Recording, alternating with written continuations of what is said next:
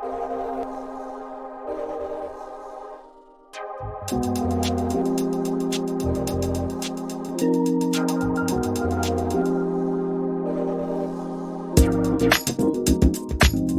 I'm Tony Cealy. I am currently a drama practitioner, and I've been using drama and theatre kind of work since about almost 3 decades now, or was it just over 1991? I think I emerged on the scene, and I've found the whole sort of territory of sort of training and learning just amazing, absolutely amazing, particularly because I've sort of found ways to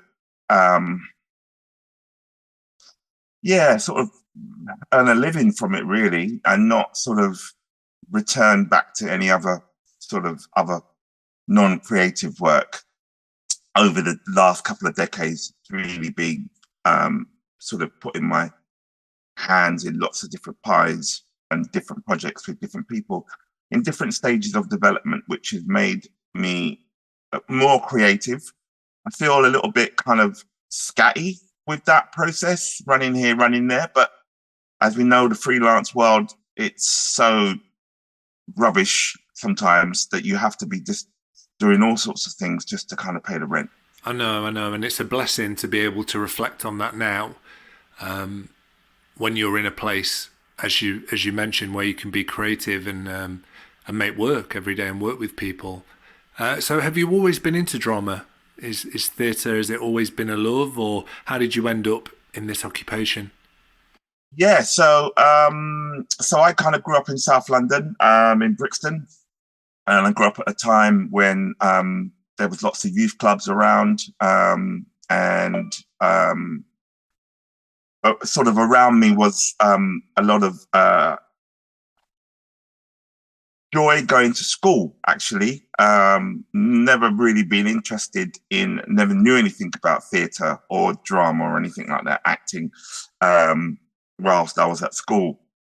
But I do remember, actually, I did love sort of watching a lot of video nasties in the 80s. And I remember saving up enough pocket money to hire a video camera, I believe, and remember started sort of filming my mates on the estate.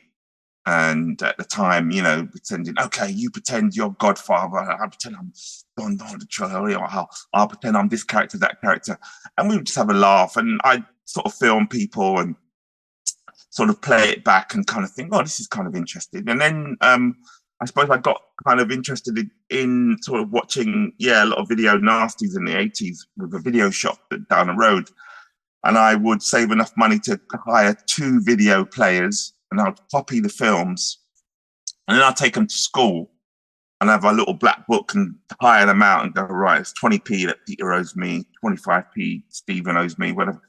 And I remember sort of looking at all of those films back then, which kind of made me think about, in an unconscious way, sort of acting, but never wanted to be a performer or anything like that. It was just that it was lodged in my background when I was at school, the whole sort of American Hollywood film kind of area. But as time went on, left school and didn't pass with any exams or anything. And someone told me to go along to college, which I did, which I really enjoyed, and stayed at college for a couple of years. Again, just finding it amazing that you can kind of go along to a place, and it was very sociable.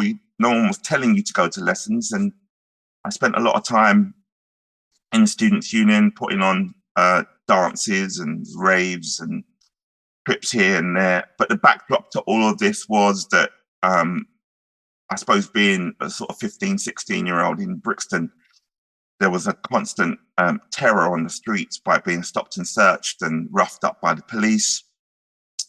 And a lot of my friends at the time, they were, I suppose, either, ended up going to prison, on drugs, being stitched up by the police. And I found sort of wanting to kind of find something a little bit different to do other than the sort of mainstream, which is what most of my friends were doing, either working on building sites and stuff like that.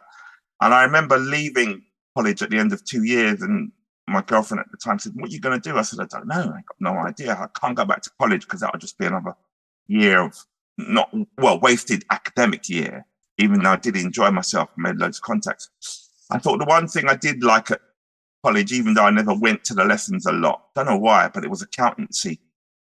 Maybe it was holding a calculator. I decided, right, back then you could walk into a job centre and pick up a card off the wall and go, right, this is the job that I want to go for. And essentially I blagged my way into a interview in Chancery Lane uptown for a job as a trainee accountant. And they asked me if I had done any studying. I said, yeah, I'm waiting for my exams and whatever. Anyway, they liked me at the interview. They told me to come back on Monday and start. And I stayed at that job for about 6 years, till about 21. And at the end of it, I thought, oh, I'm in just such an amazing place as a 21-year-old going to work in a nice suit, in a nice office, I had cars, going on holiday. Everything seemed to be kind of okay with me personally, but all around me, there was still this kind of tribulation, suffering of people getting stitched up, drugs, people dying, mental health at the time, which I didn't know was happening to lots of my friends and family. And I thought, oh, well, I'm a bit more older now. Maybe I can go back and study something and get some kind of a qualification. And I thought, well, I don't want to do anything too taxing after work. And I thought, I'll go off and do something like art or, painting or something. And when I went to the college, there was nothing available. All the classes were full. But the woman said, "Oh, we've got drama." And I went, "Drama? Oh, no. And it just reminded me of being at school in English. And we'd read sometimes some Shakespeare, which I knew back then. I didn't know back then, but which I know now was Shakespeare. And we had a really horrible teacher who, gosh, he used to force us to read, the whole class to read Shakespeare, but particularly the Caribbean boys or boys from Africa. He would lob these big, huge bunch of keys at us, which would hit us in our chest when we couldn't pronounce the words properly from reading the book. And that kind of put me off when I heard the woman say, "Oh, we've got drama if you want to come and do that." So it reminded me of what I thought drama would be, reading this Shakespeare. And plus, I didn't relate to Shakespeare because, it was a white guy. He wore tights, spoke differently. And I just kind of thought that's way off from me. And so when I was offered this kind of opportunity to do drama, I kind of said, no, it's all right. She said, no, come on, you'll find it. It'll be fine. You'll find it fun.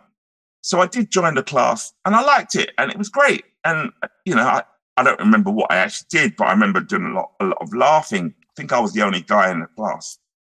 Anyway, she said to me, "Look, oh, you're really, really funny. Why don't you go down to the youth theatre?" And I went, "Oh, okay." She said, "What was that then?" She said, "Oh, Oval House. That's by you. You live down the road?" I said, "Yeah, I do." And then there's all this dread came over me of going to Oval House. I could see myself sort of going there. And they would remember me because, a few years ago, I think I broke into Oval House and stole a cassette recorder, teenager, nothing to do over the holidays. And I thought, well, if I go there, they're going to remember me. Anyway, I went down there. They didn't even say anything. And I started doing youth theatre. And cut a long story short, did a play over the summer holidays. That was great. Then I was told to go to the Young Vic. Went there, did the same thing, did a short play with the youth theatre, then Royal Court, Albany. And I just kind of thought, yeah, this is really cool. I like this acting lark. And I thought I better get my equity card. Because that's what I was told by the people around me at the time. And me and my friend wrote a children's play and we put it on over the summer and we did all these gigs and sent it off to equity and got our equity cards. And I've never used my card ever since I've had it or been asked for it. And I kind of thought, yeah, this could be the world that I really want to go into. And at the time I was sort of still doing this accountancy thing, but I really gave that up because I really wanted to become this performer actor. And it reminded me of, all of those films that I watched when I was at school. And at the time, I had lots of friends who were sort of working in children's homes and hospitals and prisons, and they were sort of noticing me being infected by this performance acting kind of lark. And they said, "Oh, you're into that drama stuff. Why don't you come and do drama here with some of my kids?" And I was like, "What? Yeah, you're joking, and yeah, I'm a professional actor. You would never find me dead in those places. My name is in lights. I want this, I want that."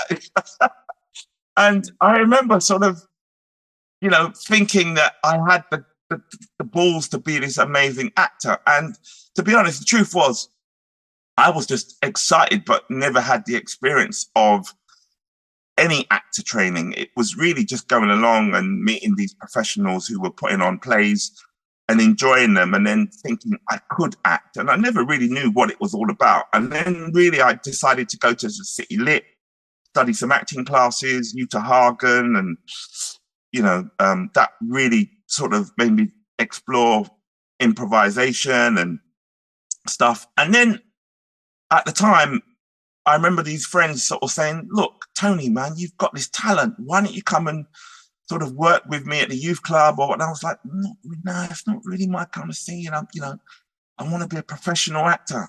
And I remember going to the Actor Centre in Cheney Street, opposite Good Street when it was there. I think it's moved now, or I don't know if it's still around.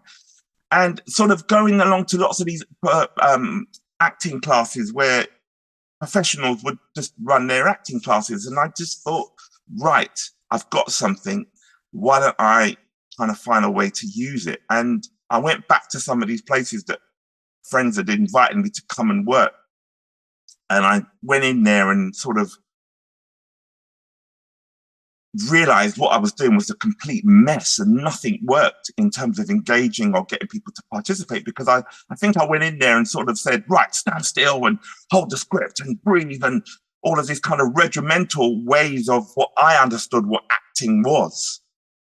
And nothing worked at all. And I left sort of feeling quite disappointed in that kind of way of being offered work, as like, well, if I'm an actor, why is it not working? Why am I not getting these people to act? How can I, I didn't really understand why it wasn't working. And so I was still sort of traveling around, meeting people, doing workshops everywhere, because I just loved, this whole sense of being a performer. And so I did a lot of different things: circus skills, Shakespeare, singing, voice work, clowning, you name it. I was just up for it, because I realized I couldn't go to drama school.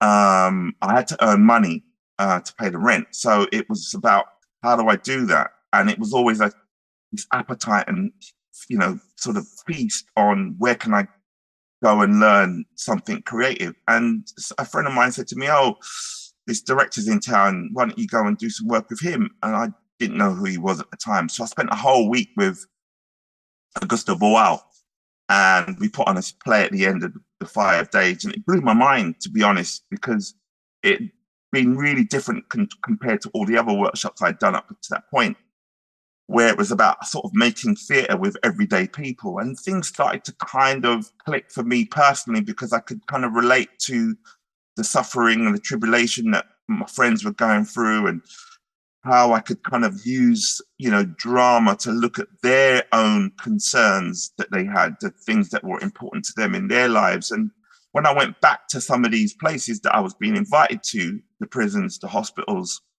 things started to work. Things really started to open up. I was able to kind of really engage with their people with this training that I had learned from Boal. And I thought, this is really cool. I like this. So the kind of acting sort of went down and sort of disappeared in over the hill, whereas the kind of making theatre and, just creating drama scenes and sketches kind of really decided, I felt really excited by that. So I then went off and found out where Boal was, and wherever he was around the world, in Brazil or America or Europe, I'd go off and learn and study with him. I also went off and did a lot of stuff with Keith Johnston when he moved to Canada.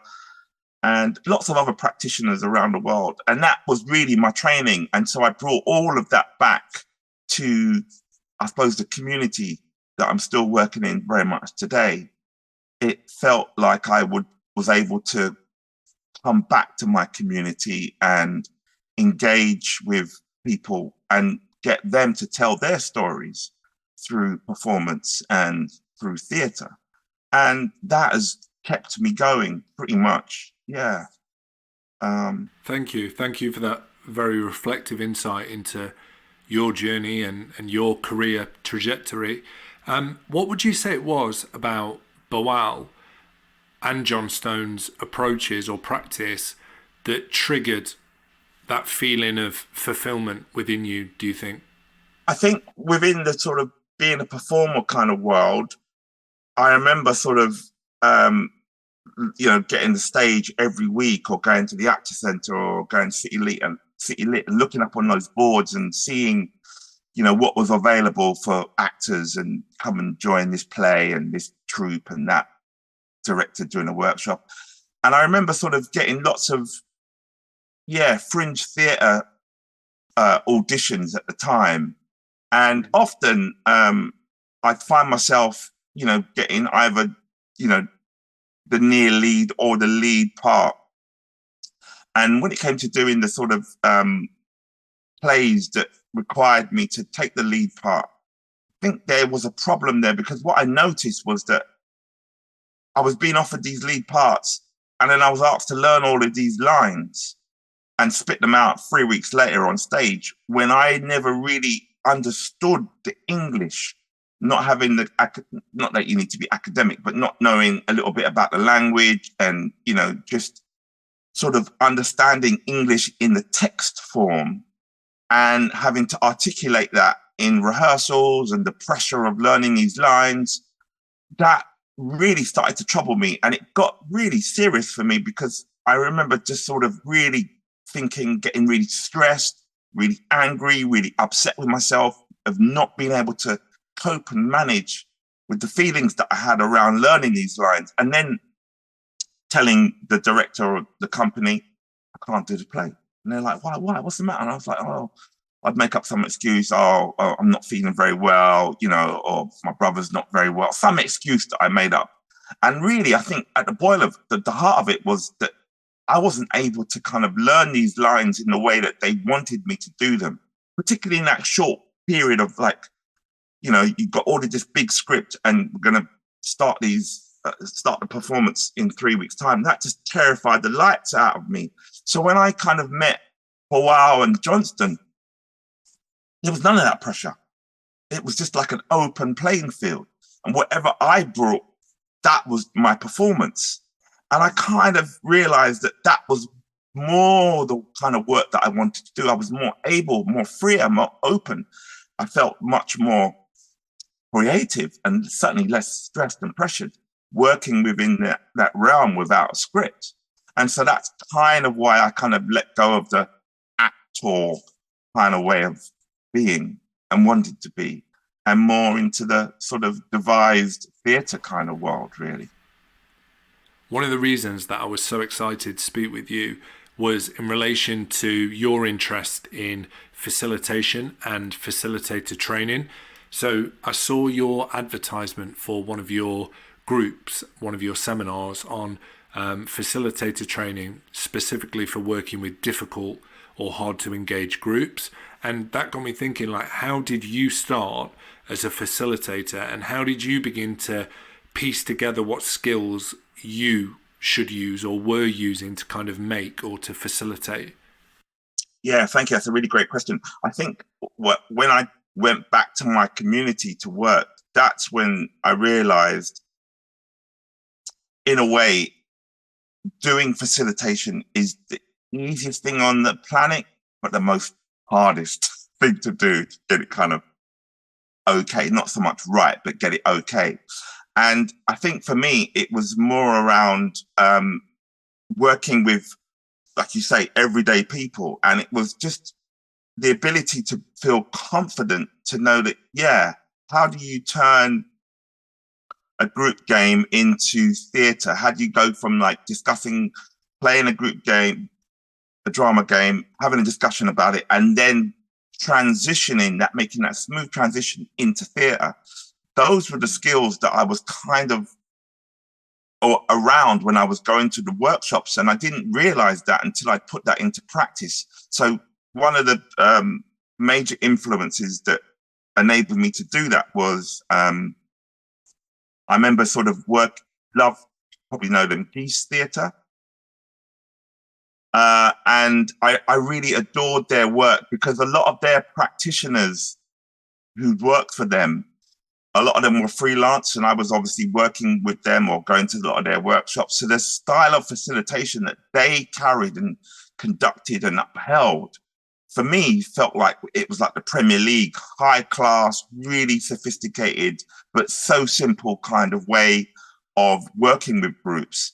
And that training that I did with them, even though, again, I got offered to come and work with Geese, but I didn't want to give up 3 years of living in London to move to Birmingham and learn all this amazing work.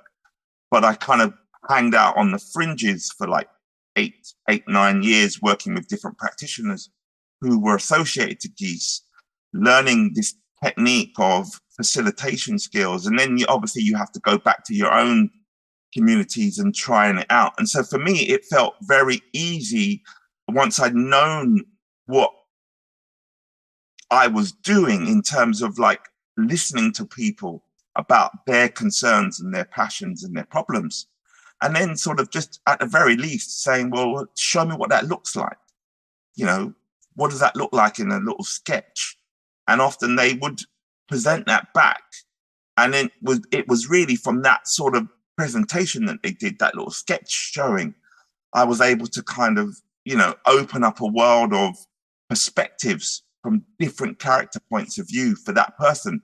And so it enabled me, I suppose, to, find ways to simply just use drama in its really simplest way for people to kind of go, well, how are you going to manage and cope with the same situation that you've just presented with us here? And because you've got the individual who's experienced that, and then you've got the rest of the group members, audience-wise, they're more than willing to share their views and opinions on how that could be solved. And that was the kind of essential way that I started to facilitate sessions, you know, in that kind of forum way, which to me, you know, when I look back at it, I think it's one of the most powerfulest ways to simply start something in a room by setting up some kind of provocation, some kind of problem, and then, you know, having people sort of engage and participate with it. That's how it started for me. And I realized that there were certain skills and attitudes that I was kind of bringing from different facilitators. And I remember at a point going, who am I? What am I? What's the main root of a facilitation style am I drawing on? Because there were so many people that I was kind of hovering around. And, you know, sometimes when you kind of borrow a little bit of a style from this person, you borrow a little bit of a style, but you have to make it your own. And I had a real problem with that after a few years, sort of thinking about facilitation. But my own style came out eventually, and it's never left me since, which is this kind of playful, cheeky, you know, kind of way of presenting myself and inviting people to come and play. It's just something that I constantly kind of feel that I am grateful, because for me, looking back at all those years, going off to see these other practitioners that I had admired, and they were running workshops. So I'd travel wherever it was in the UK, they were doing a workshop. Even if it was just for a day, I'd go along and just be in that space with them. I remember sort of following John Wright around for a good couple of years, you know, wherever he was in Europe, doing his work with clowning and improvisation, and learning so much from these people and taking those skills and bringing them back into the communities that I was working with and getting them to share their concerns through this world of play that I was inviting.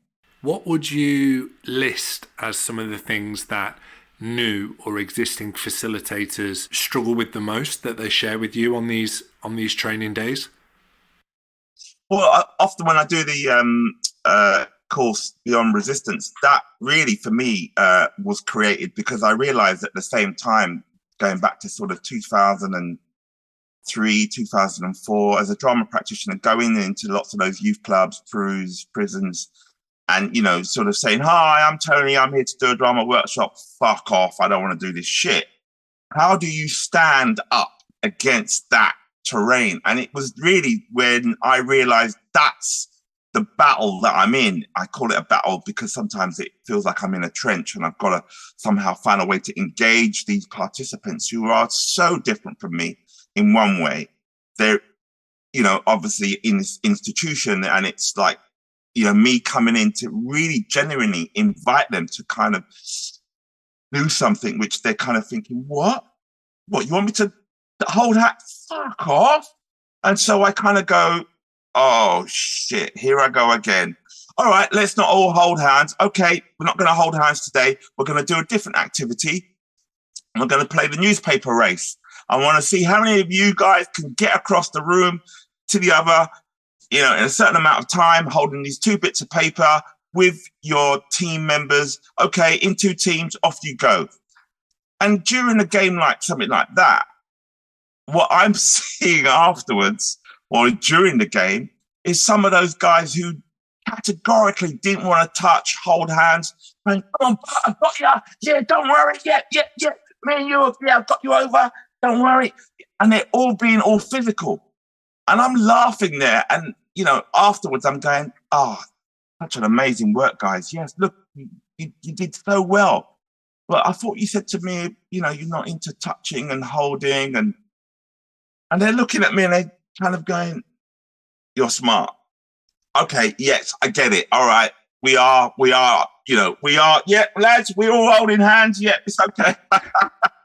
And so for me, I think one of the things that I've often found within this whole facilitation thing is really your own resistance to certain games that I feel I don't want to walk in the room with, I don't want to play. Without even knowing anything about the group, when I read about certain games, I look at them and go, why don't I like this game? What is it about this game that I don't like? And if I don't like it, I certainly ain't going to play it. And so I'm trying to learn much more about myself as a practitioner, facilitator. What's the resistance in me? Is it because, oh, it's a memory game and I'm shit at memory, so I am definitely not going to play a memory game with a group, because if I fuck up, it's even worse for me. So that sort of, you know, goes out the window. And I want to kind of realize, I want to find out from a lot of the practitioners I'm working with, you know, where you at? And a lot of them often say is that they are really petrified when they meet a group. And I said, well, yeah, everyone has this kind of, you know, stress, you know, feels really nervous, anxious. But it's about somehow you've got to kind of bring out that performer side of you. Somehow you've got to bring out this little tiny person who wants to perform in front of this group, you know, to make them kind of feel more relaxed and more to make them feel like a bit of that they're in charge and you're just here to kind of facilitate that.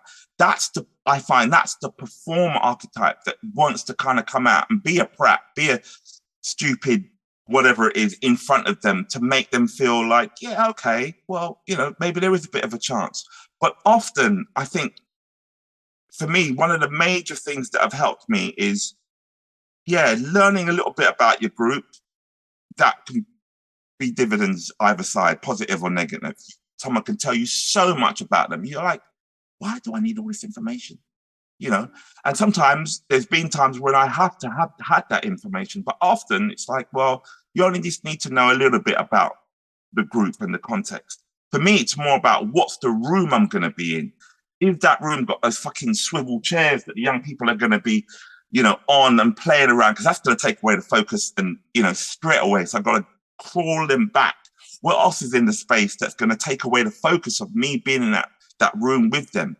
You know, whether the group know each other or not, whether they have done any drama before, mainly the thing I find is people struggle with when I'm a facilitator, I'm coming in, to what extent do I kind of challenge the group with, right, you're misbehaving, is it one strike and you're out? What are the rules that govern this place already? What do they already do here? So I often get behind those rules. And when they don't work, because I've employed them in my session, I can go back to that person and go, well, look, I've said this, done that, inform this person of this, but no one's listening. And it enables us to then, me and this person, to have this deeper conversation about how we might work further on, knowing that your rules are not really working with this group. So can I share and have a conversation and deepen our relationship with this person in order to bring out some new ways to work with this group? Because we all know we're just parachuting in. We're not there forever. But what we want to do is perhaps leave behind something that person who's in charge might go, well, actually, yeah, maybe there is a way of working with this group in a different kind of way, as opposed to the traditional kind of rules that govern this place. So for me, often it's like working with facilitators, it's always a fear. Fear is the number one thing, but that's what we need. We need that adrenaline fear. We need to feel like we're a bit nervous, don't know what to say, don't know what to do in any given moment. And when things are really cooking and you feel really like smart, and you've got a bit of a chip on your shoulder, you feel like, yeah, you've done all that amazing work. Put yourself in the opposite position of like, oh my gosh, well, what you think is happening isn't really happening. What else can I do? And it maybe just be nothing, but you provoke yourself to say, what else can I do that might facilitate something else in this room? I think the courses that I run, particularly the facilitation one, it's really about giving people an opportunity to grapple with the effort of resistance in a kind of conflict way. Because often I say, when I'm out there in a territory working with young people, adults or older people, and I meet this resistance, not only myself, but with the group, for whatever reason. One person's on their phone, this other one's bullying, this other one's chatting, this other, it's a whole kind of herding cats kind of situation. What is it that you can bring to that space that's going to bring a moment of difference that you can't get everybody, but it's about over time, you might be able to kind of work with everybody in that room, positively and negatively. And I think what I find with the course that people have often said is that for them to physicalize the resistance that they meet in the room, and that's by just, holding arms or palm to palm and pushing pressure on each other, you're really getting a sense of what that person's trying to communicate with you. And what does that translate when we're doing it in the training room physically? What does that translate to the resistance that you might meet in the room? And it's trying to make those correlations between the facilitator experiencing that resistance in the room, that they're facilitating, but also what they're learning on the training course by physicalizing this resistance and getting them to come up with their own sense of, this is what it equates to me when I'm running my sessions. And it's a training course that I find is really, really simple in its way. It's like spends a couple of hours physicalizing what resistance is. Like I say, people being a dead weight in a space, and you've got to drag them, you've got to move them, you've got to tell them that you want to take them from here to there, because sometimes a lot of this work is taxing. And you're like, as a fucking facilitator, going, that young person's just really got to me. And they do sometimes. So you've got to find that you are able to shift and change gear, change tactic, even if it means lead them, come back to them in a moment or two, or the next session or after the break. You've got to find these ways to kind of keep on constantly engaging the people that are in the space. It's a tough world, but we love it. And it makes us want to kind of come back next time and have a different approach. It's a bit like an improvisation. It's always the same, but it's different. And you have to be, right? You have to be, because If not, then you very quickly become unresponsive. And I think some of those really vital opportunities for developing trust and cohesion amongst participants, that slowly starts to evaporate, and then suddenly you're scratching your head, kind of going, well, why aren't they buying into what I'm offering? And it's because you're offering just a service. You're not actually offering an experience and a relationship and an opportunity to share and be creative communally, which is so integral to the work that we do. I was wondering, what groups are you currently working with? So at the moment, So at the moment, I'm working with a group of young people on an estate where we're just sort of using drama to look at everyday problems. So that's like a bit like a youth club kind of setting, and that's really fun and really creative. And is about 12 young people aged, I'd say about 13 to about 18 in that group. And we do a lot of games, and we kind of present their sketches back to their peers, I suppose. They like doing that. And that's really fun. And that's like once a week. That's been going on for a couple of years now. Different. Yeah, do that as a voluntary kind of thing. And that's like, it's like a youth club setting. And it's, back on the estate where I used to live. So I do love that. And I think it's my only way in to kind of keep up with young people and the terminology and the things that they talk about. And that's why I think I kind of hold on to it. I've got two boys, one's 18, one's 28. And because this group is much younger, I feel very young myself, I must say. And it makes me kind of, feel that I can still be able to kind of work with a young person or a group of young people, even though I'm nearly, 2 years till I'm 60. It feels like I can still kind of understand what they are talking about and to extract some of that information and make drama out of it.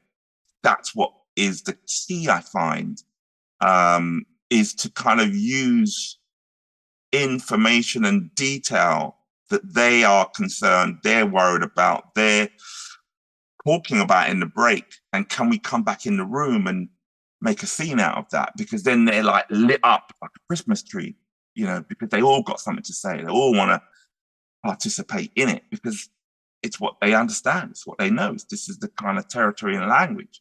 So it's young people. And then I've got a group of older men that we do a lot of mental health and suicide kind of work. And again, that's been going on since 2018. That's a weekly group where we sort of work for around 16 weeks, 18 weeks, and we put on a piece at the end. And we tend to do more legislative theatre kind of with that, trying to get the stakeholders and policy changers and panel people involved to come up with new ways, which is really tough work, but that's where we're at with that. And it's a great group because user-led, 18 to 71 is the age range. There's about 25 of them that come up every week. And, some of them have a notion of what performing is, or they've done a little bit of performing when they were younger. But none of them are sort of professional actors or anything. And it's a whole range of men that I suppose, at one end of the scale are experiencing, stress, anxiousness, worried about relationships, work, or other issues. And the other end is like people who are suicidal ideation, really worried about the future, not wanting to be themselves, feel like they can't be themselves. When they come to the group and they hear other men talk about themselves in the way that they've experienced themselves. And what I mean by that is someone might say, oh, I'm really worried I've got, prostate cancer or whatever. And 4 other guys will say, well, I've had that, or I'm going through that.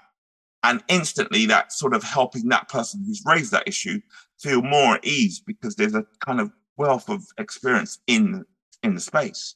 And for me to be in that space with these men, to hear these stories, to hear them talk, see them being emotionally held, hear them sort of say, oh my God, I've been to so many other groups, but this is the only group where I feel like I can really be myself. This is a place of, value that's got to find a way to kind of keep going. And as we know, things being cut, services not on. I'm just so lucky that this mental health data that I'm running it from has been running for a very long time, and there's no sign of them closing. So that project will still happen. So I'm doing that at the moment with that group. And then there's a Windrush group that I'm working with.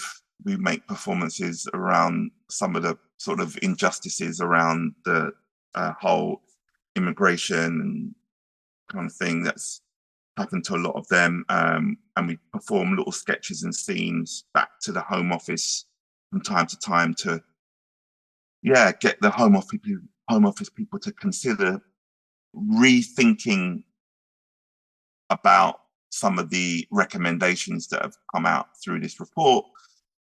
And they follow through with some of these recommendations, because essentially when they asked to do the report, the Home Office commissioned people to do the report was done, and there was like 30 odd recommendations, and only 2 of them have been implemented since 2018. So I'm kind of creating those kind of forum scenes on all of the other recommendations to bring them in the space, make them physical in the space, so the Home Office can see the problems that these people are experiencing, and realizing through the forum that, it's a very difficult challenge in order to solve this problem. So can the Home Office kind of go, oh, fucking hell, we need to really put that recommendation in when we go back to the ranch, that kind of work. Well, firstly, I want to say that I have a huge amount of admiration for the information that you've just shared, and for you personally, because I think the frontline work is the most difficult, I think, to sustain, because you have to be there, and you have to be regular, and you have to be reliable. And as life moves, some things have to change, and you can't always take on projects that you want to, but to be that consistent figure that sticks within a community and is the person that is reliable for offering such a wonderful service takes real commitment, and is evidences your love for the work that you do. So I have a massive amount of admiration for that. Thank you for sharing that with me. You said that working with the young people, you find that a way as to also stay relevant and stay current and understand the language of the new generation. Do you see any parallels between the issues that the younger generation are facing and your childhood? Absolutely, I see that. Yeah, absolutely. And that's what makes me want to kind of continue this work, specifically with that group, because I see their stories, I see their struggles, I understand it. It's something that we all share in common. And so to make drama out of it, which I thought, God, if I had someone doing that back then when I was going to youth clubs, that would just be so amazing. And so, to see them kind of connect and relate and identify all of these issues that I've gone through back then, which is still around for them to this very day, and that's the beauty of having that sort of intergenerational way of sort of working, that, I can say, look, you're 13, you're 15, you're 18. Here's somebody who's 25. Here's someone who's 35. Here's someone who's 45 and 50 and 60.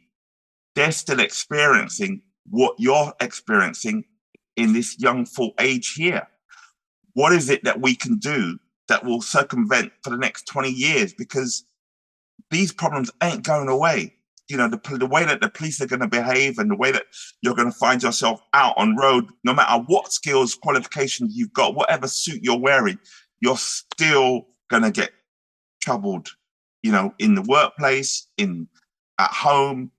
What is it that you can do to, find alternatives so that protection, a way to kind of be in a place that you can kind of recoup, recover, or get away from the madness that you so-called talk about. What is it that you can do? And having that group who have got similar experiences, just again, listening to what they say about this collective energy of the group, it's just a lifeline for a lot of them. And it's something that I never had in that way, in that creative way when I was younger. But to see this, come alive and to see them feeling empowered and motivated, and obviously soaking up a lot of the creativity that I'm sharing with them in terms of, ever thought about being a drama facilitator? I remember walking into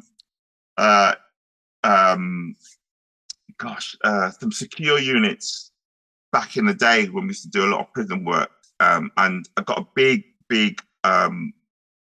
mentor. You probably know him very well, Saul Hewish. Saul Hewish was the director of Geese Theatre back in the sort of mid-80s, but he runs a company now called Ride Out. They're based in Stoke. And he used to run it with a guy called Chris Johnston, who unfortunately died in 2016. And Saul does a lot of work at Warwick University and does a lot of applied theatre there. But he was one of the guys that I was following back in the day to cut my teeth through all of this drama stuff. And I used to do a lot of sort of work in secure units in different prisons up and down the country. And often, when you sort of engage the group in an institution and, they seem to kind of be humble with the work or appreciative of the work, you get these really funny sometimes funny questions coming out from the group. And I remember one day working with this group, and they were just a group of guys on this kind of wing that were isolated from others because of their drug and alcohol issues. And we did this sort of morning workshop. And the first morning, one guy said to me, "Oh, this is really great stuff. I really like this. This is really fun." And then he said to me, "So what do you do in your day job?" And I just started laughing. And it just reminded me of people assume that this is just something that people don't do. But it made me think about, okay, well, yeah, this is my job. This is what I want to do. This isn't kind of, you can't get this skill from, learning in a textbook. You've just got to be out in the trenches. You've got to be out in the communities, meeting the people and making the most amount of mistakes in order to kind of find your way. It's so difficult. And just a couple of stories that I'd love to share about mistakes, but I'll keep them very short. One was working with a group of adults who were sort of 3 years clean from crack cocaine, and they wanted to make a film and a play about their experiences. And I was working with a group of other artists. It was about 4 of us, and this group of adults was surrounded by counsellors and therapists who were supporting them through their sort of journey. And they were really excited to make these play and a film with us over the 6 weeks. I got so excited in the rehearsals with this group to the extent that I kind of drew upon, yeah, come on, the sort of great director working with a sort of method actor who's really absorbing all of their work and really enjoying their work. I'm like, come on, this is great. You're doing really great. And they were like reenacting, taking crack and silver foil and paraphernalia. And they were enjoying it. I was enjoying it. And it was just a great relationship of, in that moment of working and rehearsing. But, what we all realized just like a couple of days after that process into those sessions, 2 of the people relapsed because in the evening, they just got so triggered by what they'd gone through during the day. They'd reached out to certain partners in the night, but 2 of them relapsed after being clean for 3 years. And it made me kind of think, what the fuck am I doing? Who the hell am I, doing this work with people that I've got these real issues, and I'm coming in and I'm telling them to, yeah, get into it. That's it. Yeah, you're doing it great. Yeah, brilliant. Which is what a good coach would do. But when you realize the power of the work that we do and how it can have impact with people, it made me just down tools for at least about 6 weeks. And it wasn't for other facilitators saying, Tony, look, don't worry, it wasn't your fault. You know, these things happen. Or, you know, many a times I've done performances in jails where, you know, the group have worked really hard all throughout the whole 5 days of putting on performance on the Friday morning. It's been really problematic for them to get from point A to point B. You know, they've got to go and do the show in front of their peers. Some don't make it. Some have really, you know, had a really bad time, harm themselves on the day of the performance because they can't handle the emotions that they got to go kind of confront. Or even after the performance, when everyone comes up and says, oh, yeah, well done, brilliant. You know, a lot of them, because we're not there, you know, we're long gone. You know, they've got to kind of learn to cope and manage all of those feelings. And so they've sometimes self-harmed, abused themselves, you know, done terrible things to themselves because the wealth of love that they felt from everybody in that community has been something that they're not used to. And it's just made them trigger and go off the rails. And I kind of think, if I'm going in to do that to somebody, yeah, it makes you question. It makes you question your work. I would really love to get your opinion on how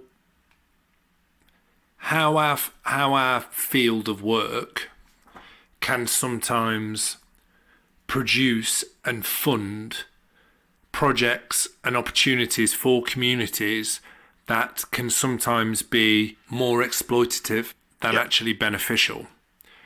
Do you or have you noticed that there is an increase in very surface level branded applied practice taking place? And what do you think some of the dangers are of that, right? By literally showcasing a problem as opposed to exploring a problem or providing knowledge and education as to why particular problems may exist. What are your thoughts on that? Have you noticed that? No, I do. You're absolutely right. I do see that. And I think, as you know, me and the way I am right now in the work that I do, everything that I try to do is very much, I pick and choose in this day and age. But I look all around me about what is happening. And there are facilitators that I know who are doing the sort of programmed work. And if I knew a lot of this experience, you know, back then, it would be to sort of say, well, actually, I don't know if we should be doing this kind of work with these communities, you know, because of what they put on often is a lot of harm. Because if it's not addressing the root problem, then exactly, what are we doing? We're coming in and we are just putting a plaster over. And I don't want to do that in my community. Why? Because I'm still here.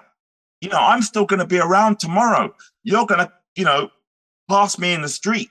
You know, I'm going to still see you. So anything I do nowadays has to be done in the way that I feel it's got to be credible, meaningful.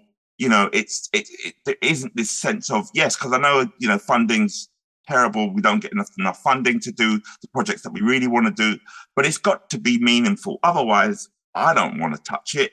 But you're right. I think there was a lot of work that is going on, and you just got to think about education. And then when I hear students talk about how they're being educated, you know, without the roots of the work being touched upon, they have to quickly, you know, provide this, provide that, but not covering the real roots of any of the social problems that have emerged and where this stuff comes from. If you're not tackling that, then I think we are doing more harm than good, definitely. And I think one of the ways that I've challenged myself about that is, to what extent am I going to have that conversation with the person who's bringing me in to do this work? You know, you've amazingly got whatever this funding is to do this piece of work, but where in it can the group really come up with their own, curriculum? Where can they kind of bring out the issues that they want to explore within the piece? Surely that's got to be the starting point, because if you say that you've consulted the group and done this research and co-production and all these fancy words, and yet still you want to do this piece of work and you're bringing in me to kind of make you look good. At nearly 60, 2 years away from 60, I can afford to kind of challenge these people and say, no, I ain't touching that. And you're really right. I think there is a lot of work that's happening in our communities. I see it all the time that is doing more harm than good. But that's the current trajectory of how, in a way, arts sometimes is being used in our communities. When you think about the issue of police, there are so many groups that have had this experience of working with the police. And so when a new thing comes around, I've never seen people kind of go, well, we need to kind of look back over the last 10, 15, 20 years of all the groups that have previously done work or had some experience or implemented this or that first before we then go off and try to look into this area. We've got to look at what's gone before. And often no one's interested. No one's interested in the past. It's always about what's happening now, And yeah, I think we've got to, it's our job as practitioners, creatives, to kind of challenge that way that people want to make work, or they think that work should be done with a specific group. And often I find it's very shallow because... And dangerous. Dangerous, absolutely. I think back in the day, there was a lot more time and money and investment around for that kind of work. But nowadays, it's not there. A previous guest that I had on the podcast, Adrian Gardner, who is the producer for The Hammersmith, he shared with me a really cool approach, is that he works with a group, they decide on a stimulus, or he provides a stimulus, either or, but then he goes away and he then begins to not only research, but also to dig out and provide literature and further reading and further kind of context to the things that they're exploring. And I found that really admirable and inspiring, right? Like you're providing further learning and taking it to a rehearsal room and offering that to participants to then either join in with or not. It's completely up to them. But I thought that was a really, really cool way of working, and a really great way to provide access to empowerment in a way. And it's interesting to the fact that when we're getting brought in to kind of work on something, I think we have to question as much of, well, how did this come about? What consultation? Where is the evidence? Show us, that there is this kind of roots of this work. Where is that? And sometimes if we're not coming in with that kind of mindset, we are going to bring in other creatives who have a different mindset, and there's nothing wrong with that. But if their mindset is not set on certain things that they don't realize, they are going to make things worse. But, there's many of us out there who would take up those jobs when we're not doing those jobs. And, again, it's, our experience, our knowledge that when we're bringing into those spaces, question the work that is about to be done. But there are other people who, just like us, who, when we first started, not really, conscious about those other aspects and just want to do the job because we want some experience. We want to be there in that space with that group to kind of go, yeah, I've done this bit of work. I've started working with this group. It is a difficult one, but I think that's the current situation that I find. The way that funding is, the way that arts is being delivered in communities, there isn't, often I don't hear people saying, oh, well, look, if you look back at the last 20 years of such and such, or someone who's done this work, or there was a group that were here before you, and these are the issues. None of that. It's always like a new slate, new thing, new project, new idea, new group, but the same old shit. Yeah. Do you have any work coming up? What have you got on the books? So I've got my men's group. They've got their performance at during Mental Health Awareness Week in May. So they're they've got 2 shows coming up, which we're looking forward to. The young people will probably do their performance at the end of June, in terms of when education school breaks up. But the men's group date, I can send you the links to that because that's live. And then I'm sort of cooking up another performance later on down in the year in November for Men's Day, International Men's Day at City Hall with the mayor, again, trying to sort of lean more into legislative theatre kind of practice. Because I think it's funny, because when I look back now, I think I just, nothing's before its time, but you start off in this journey, and I just loved drama, and I still love drama, and I still love playing games. But partly, that spectrum is, it's great when you hear, how did you get Johnny to stay in the room for 2 hours? He's never been in the space. Blah, blah, blah, blah. When you hear those kind of conversations, you think, yeah, I'm doing the right job. And then, at the other end of the spectrum, that there are these systemic issues that are not going away. And what is it that I'm doing that is being a contribution to the removal of them? And either we got to be in the system and chipping away at it, or we got to be on the outside chipping away. And we need everyone from all angles working on it. But it makes me kind of realize that certainly at this stage of my game, yeah, if it's not about changing rules, policies, amending some existing law that's not working, if it's not about getting policy people to see what they're doing with people in communities, if I'm not involved in that work, not to say that nothing else isn't worthwhile, but that's where the work really is for me. It's about trying to work against power.